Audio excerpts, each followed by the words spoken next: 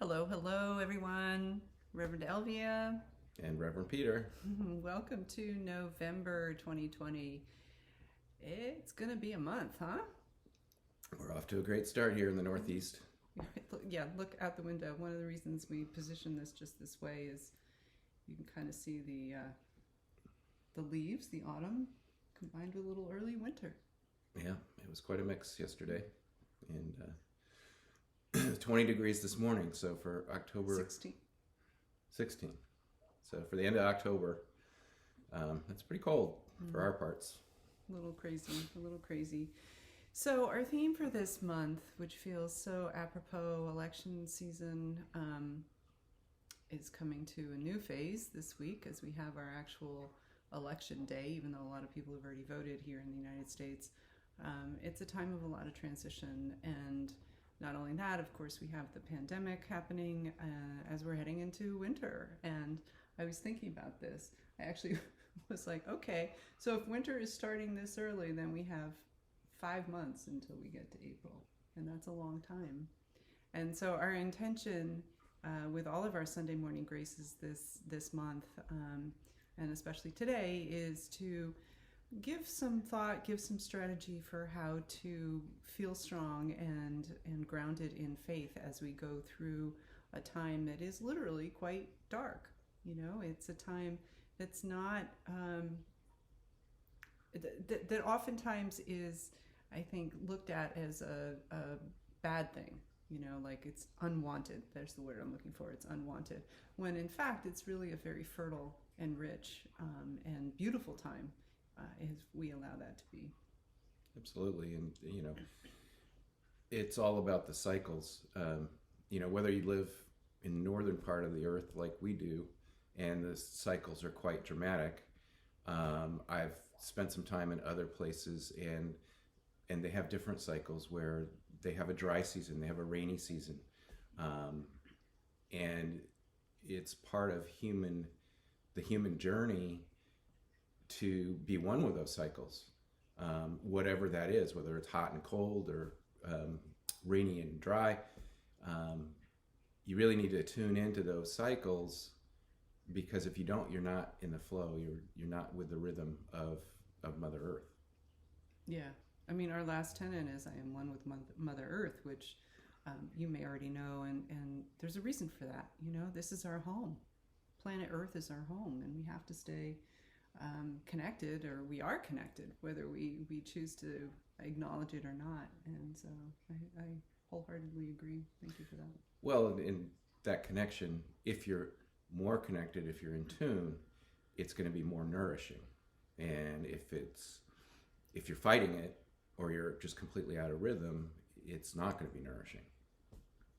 Which, thank you, angels, because we have 5 strategies, topics to share with you today. And wow, did they just give us a lead in to number 1? Because number 1 is getting outside, you know, and putting on your extra layers and putting on your snow boots if you have to, and getting outside, because we need that connection. We need that. I'm hearing the frequency of Mother Earth to feel that direct experience to nourish us, body, mind, and spirit. And as you are able, just going wherever it is that you can, that you have access to, that you're inspired to. We have some lovely woods back here that we go to. I know folks love just going for a day to the ocean or the mountains or the woods, or just even in your backyard, you know, just enjoying the outdoors. Absolutely. We have a relatively new development across the street. It's been developing for 7 or 8 years now. And we often walk over there because it's just an easy walk for us. And we, from time to time, comment that the people don't get outdoors much over there. So I was happy to report back to Elvia. I took a walk last night, and 2 of the young kids, 7 and 5, something like that, they were out having a blast in the snow, all by themselves. I think the parents were either probably inside watching out the window, but little boy and girl were having a great time with the snow and carrying on. So it was great to see. It was really good to hear. It makes me really happy because, you know, when I know there are a lot of kids in the neighborhood, and when we don't hear them outside, especially when it's warm and I don't know, you'd expect kids to be outside. It makes me sad, but it's a good thing.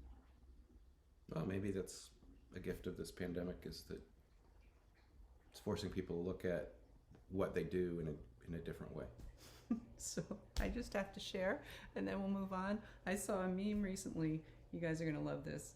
I don't know if I shared this with you. It was, the meme was, my kids asked me what it was like when I was growing up. So I took away their phones, I turned off the internet, and I told them to go outside and play until the street lights came on. And I was like, yes! Isn't that a good one? It is. Yeah. So there's your little chuckle for the morning.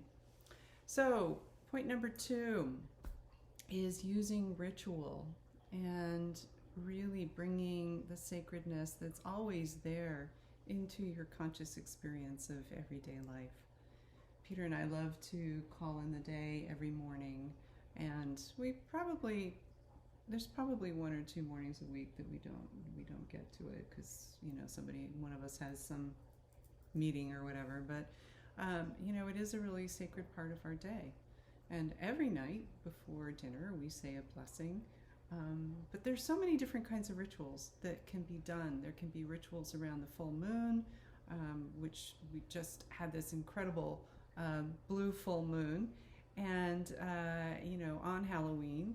So we can do ritual around full moons, around new moons, and I've been thinking a lot recently how we've sort of lost track of the fact that the days of the week are actually named after the planets, with Sunday being sun, Monday being moon, Tuesday actually, I don't know how you can get it from English, but in French it's mardi, which is Mars, Wednesday is Mercury, Thursday's Jupiter, Friday's Venus, and Saturday's Saturn.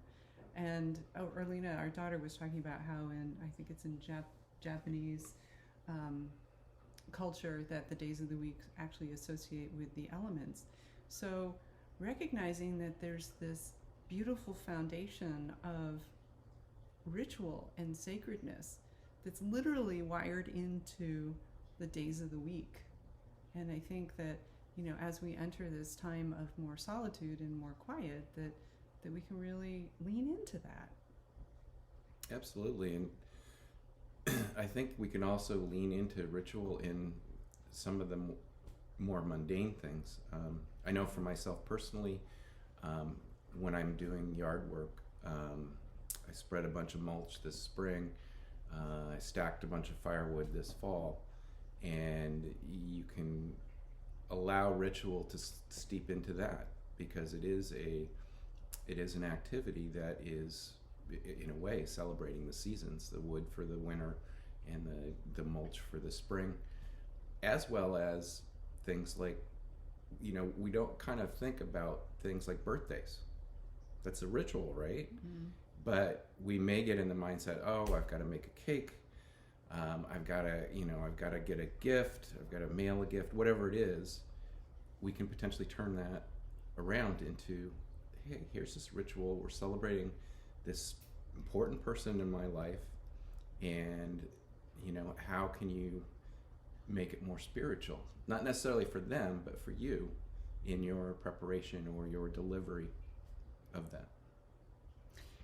Yeah, in our household, I'm often teased because I just go nuts over birthdays, and some of you may know this because we certainly celebrate Angel's Teach's birthday and Living with the Angels' birthday, and and sometimes I have brothers who are just like, I don't want to think about how old I am, but it's not about the necessarily, maybe it's not so much about the age itself, it's about the celebration of that entity, whether it's a person. The first in our age group just turned 60, our friend group, so that's a pretty big mile marker for us, but it's about celebrating that entity, whether it's a business, whether it's a person, whether it's a pet. It's just time to make it sacred, or bring it back to the sacred, really. And going back to cycles, in the human design world, a lot of times it's communicated on happy solar return or happy, because basically a birthday, you're celebrating that you've rode the planet Earth one time around the sun. And it's quote unquote back to where it was on that day that you were born. So, that itself is a ritual that you're celebrating.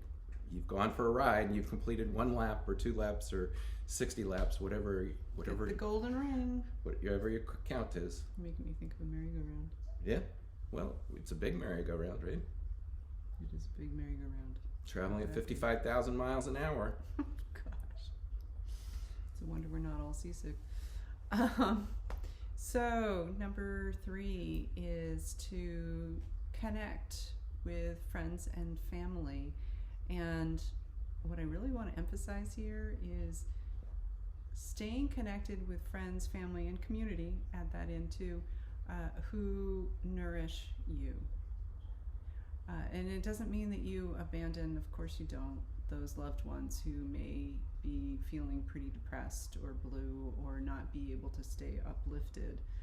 You support them, but you're going to have more boundaries around that. And so this is about making sure that you're getting fed enough from those relationships and those experiences that keep you nourished and uplifted, and being there for those who are in your life and you need to be supporting, but making sure that you're doing it in a way that doesn't take you down. Absolutely. And I think with the whole pandemic thing, there was maybe an over jump into the Zoom world. And in the recent months, I've heard some people say, like, if I never have to be on a Zoom call again, that's, and really I think what that's expressing is they're missing face-to-face interaction. But it is one of the best alternatives we have. And Reverend Elvia and I were talking about before we came on this, that you really have to follow your guidance on not overextending yourself so that you're feeling burdened by it. And also, from a design perspective, people are different. There are people, believe it or not, that are really enjoying this pandemic because their natural design is to be more hermit-like, and to be less social. And in a way, this has given them a pass to really kind of be who they are. And one person in particular comes to mind that I used to talk to him every couple of weeks, and I haven't talked to him in months. And part of me would say, oh, I really need to reach out. But the other part of me is, I also need to respect where they're at. And maybe they're just happy to sort of be in their own world. So it's really about following your guidance and having the boundaries if you need them, and respecting other people's boundaries if they need them. Yeah.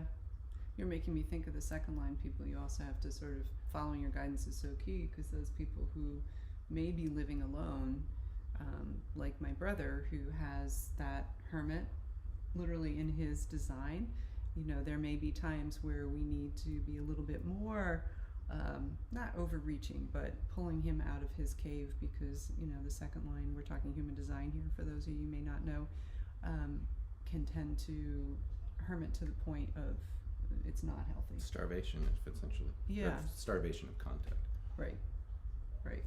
So, yes, follow your guidance, always.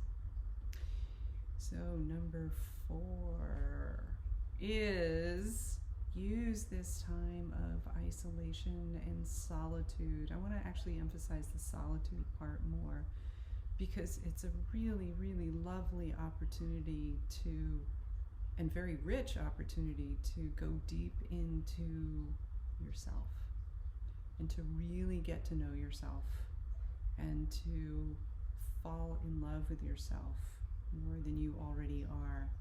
And for some people, I know the idea of being in love with themselves is a little bit too much, like, I can't. So maybe it's just even entertaining the idea. But it's a really great time to really notice those emotions that come up, those feelings that are surfacing. And God knows the astrological energies, the celestial energies right now are really encouraging us to do this, and really look at truth. And this solitude that we're being offered is such a beautiful opportunity to allow that journey, that inward journey. Absolutely. And it makes me think, going back to one of the other points, that we're on this journey. We're on the circling the sun here, and then within that, we have our journey on this physical plane, on this earth, and it's an opportunity to kind of look at that and is that kind of matching up with what you dreamed about as a kid or as a young adult or as a middle-aged person, and kind of do a check-in and see if is there an element that's missing, or is there an adjustment, and use this time to potentially take a step, take a class, start a new ritual practice, whatever it is. Gives you that opportunity to tap into that, and because every change starts with baby steps, and this is an opportunity to do that. Yeah, I love that. And that's actually a beautiful segue into not 10, which is to get creative, to be creative. I remember as a little girl, and I'm sure you guys probably had moments like these, I would just be wandering around the house bored out of my mind because it was a rainy Saturday. I didn't have anyone to play with. I have 3 older brothers, so they weren't interested in playing with me. I was quite a bit younger and a girl, and anyway, I remember following my mother around. I'm bored, Mommy. I'm bored. What can I do? And she would say, turn your head to the foot of the bed and paddle your own canoe. Do you remember that? Did you know that one? I did not know that one. I did the same thing with my mother. And that's such a mom response, isn't it? She didn't have as witty a comment. She said, go outside and play. Even if it was raining. Yeah. So what would happen, I for whatever reason have this rainy Saturday kind of image in my head, so going outside wasn't an option. But inevitably, that boredom would lead to something that I would do, and we weren't allowed to watch television, so that wasn't an option either. And it would lead to some kind of a creative project, either with my stuffed animals or coloring, or I remember making a parasol, like a sun umbrella, out of cardboard, like the cardboard inserts that were in my father's shirts, and I cut them up and I taped them together into a parasol. And so the point is that boredom, as we just sit with it and allow it to be what it is very, very often the gateway into some incredibly creative inspiration. And so, and maybe you already have that inspiration. You don't need the boredom to get there, but allow yourself to really have the creative space that you need. And it can be, I was just thinking this morning that I want to pick up knitting again, and I never knit anything that actually fits, so I'm not going to make anything for anybody else. But I will knit, and I will have fun doing it, and who knows, maybe I'll actually be able to make something that fits. Absolutely. And for me, it was that creativity came through different sports games. I lived in the country. The nearest kid my age was I think 2.5 miles away, and as a kid that would rarely happen that I could get a ride, and as I got older I could ride my bike over, but there were several years where I would just invent these games. I played football. We had a big Newfoundland dog, and I would play football, and I'd kick the ball and I'd go to grab it, and she would be so enthusiastic she would kind of bowl me over like a tackle, and I got string and I made the boundaries of the football field. I had this set of little baseball bats from going to a baseball game that had the different major league teams, and so in the rainy days I'd set up in the living room with the baseball bats and a ping pong ball and pair off 2 teams against each other, and when one team was batting I'd use their bat and the other team was batting use the other bat, and based on how far the ball went, like if it landed on the floor, I'd put a rope out on the floor. If it landed before the floor, it was an out. If it was over the rope, it was a single. If it hit the couch at the end of the room, it was a double. If it went over the wall of the couch, it was a triple. And if it hit the curtain behind the couch, it was a home run. So all this opportunity to be creative.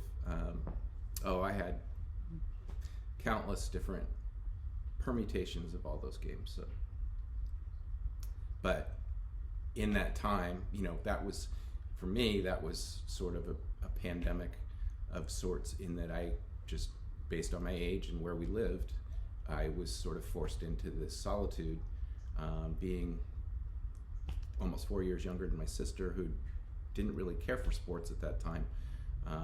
I had to be creative to come up with things. Love that. Love that. Love that. So as you can see, you may not want to create sports games or cardboard parasols or play with your stuffed animals, although I'm looking at our little Oracle Bunny stuffed animal puppet over there, and he's looking at me like, yeah, sure. Come on. Maybe we do want to play. And I'm thinking puppet shows. I don't know. Again, we're almost 60 years old, but there's no age limit on play. There's no age limit on creativity. It's really whatever fuels you and ignites your passion and your inspiration inside. So just allow that to be and let it loose is what I'm hearing. Just let it loose. Maybe we're getting a kitten, I think, in a couple of months. Maybe I'll knit her a scarf. She'll love that. Yeah, I'm sure she will. So, you feeling complete with these 5 things? I'm feeling complete. Awesome. So, our reading for today, it's twofold. One is the angels were very, very, very specific about what I wear today, and I didn't get it at first. I'm like, really? This shirt? And then this scarf? And when they chose this scarf, I was like, yes, okay. So, our election is in 2 days, as I mentioned before. And here we have red, white, and blue. And it's all come together. It's all in one piece of fabric. And I think that I do want to take a moment to say a prayer for the United States and really the whole world, remembering that, we may be different colors, but we are all of one fabric. We are all united. And I think that's what these circles, I don't think I've ever done a reading on a shirt before, but hey, why not? These circles represent community, and they go down the whole shirt. But, it's about, again, community that may feel separate, but is really part of one. So I do have a card for everyone, but I feel like we should do a little prayer for the United States first, so I'll let you. We'll pray together. So we just pray that in this coming election that it be peaceful and people feel that they are heard, that they can express their voice safely and freely, and that the results of the election benefit all people of all walks of life, whether they are here in the United States or they're in other countries. And that whoever ends up as leadership in the United States has that openness, that mind, that we are all one, we are all on this planet together, so its gifts, its resources are precious to everyone here as well as the future generations. Blessed be. Blessed be. So, the card is from the Queen of the Moon. I have to look at the box. Queen of the Moon Oracle by Stacy DeMarco. And it is patience. And I see this as we see this new earth coming. This is very much about feeling in the birth canal right there. And I think that's where we are this is a major month in terms of transitions, certainly in the United States, and I think, intuitively I'm feeling for the world. And it's going to take some patience. Look how beautiful the end result is. And I do want to emphasize what Peter said before. This is not intended to be any kind of a political statement. We always surrender to whatever is in the highest good. So trusting that that's what will be the outcome of this election, and trusting that with patience, this is where we go to that space of infinite, beautiful potential. And I would just add, there's a birthday balloon in there to sort of bring that back around. That, as Elvia said, a birthing process, and there's this symbol of, here we go again. Let's be excited, because here we go again. Yes, I love that. And the tenet for the day, which I put in my pocket, so I've got to get it out here, is I trust it's all good. Amen to that. Yes. So, you ready to bring it home? I'm ready. Are you ready? We invite you to join us. Let's do it. I open my heart with deep gratitude and intend today to master my spiritual, mental, emotional, and physical energies. I am dedicated to my spiritual practice. I surrender to my soul's purpose through sacred prayer. I own my guidance. I live in partnership with my angels. I serve with a loving heart. I am compassionate in every moment. I trust it's all good. I allow immediate forgiveness. I honor my truth. I listen to the spiritual messages within my physical body. I express myself creatively. I am one with Mother Earth, and so it is. Much love and many blessings to each and every one of you. Remember that we are here and always available, well, not always available, but present with you online, and holding you in our prayers. And certainly if anything comes up during this next month, please do reach out. And we are maybe not available 24/7, because we do sleep and we do kind of take some time to be outside and have our own solitude, but we certainly are here to support you. And as you need any support, extra prayers, please do reach out. We are here for you. Blessings. Be well. Be well.